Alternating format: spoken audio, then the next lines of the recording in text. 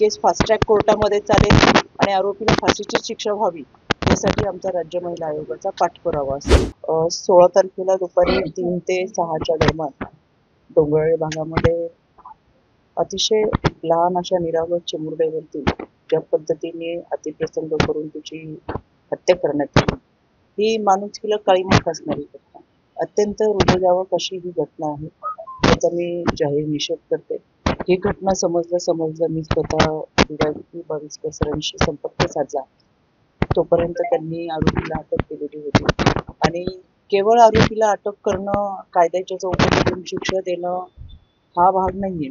तर यामध्ये पोलीस तातडीने कारवाई करतीलच आणि ती कारवाई झाली देखील, म्हणजे गुन्हे दाखल झालेले पोक्सोचं असेल किंवा अगदी आरोपीला फाशीच्या शिक्षेपर्यंत घेऊन जाण्यासाठी गुन्हे दाखल झालेले आहेत.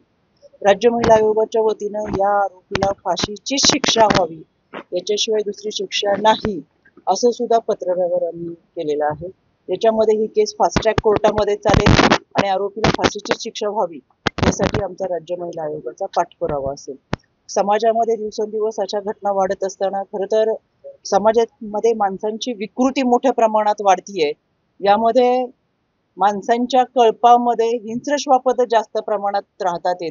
या हिंस्र श्वापदांचा नायनाट करण्यासाठी नव्याने आलेल्या BNSच्या कायद्याच्या अंतर्गत खरं तर खूप कठोर कारवाई यामध्ये करण्याच्या सूचना देखील दिलेल्या आहेत. त्याच्यामुळे इथून पुढे अशा घटना घडू नयेत याच्यासाठी आम्ही सतर्क आहोत. पोलीस प्रशासन सतर्क आहे. गृह विभाग यामध्ये निश्चितपणाने लक्ष घालत आहे. त्याच्यामुळे आरोपीला फाशीची शिक्षा होईल यासाठीचा आम्ही पाठपुरावा करू.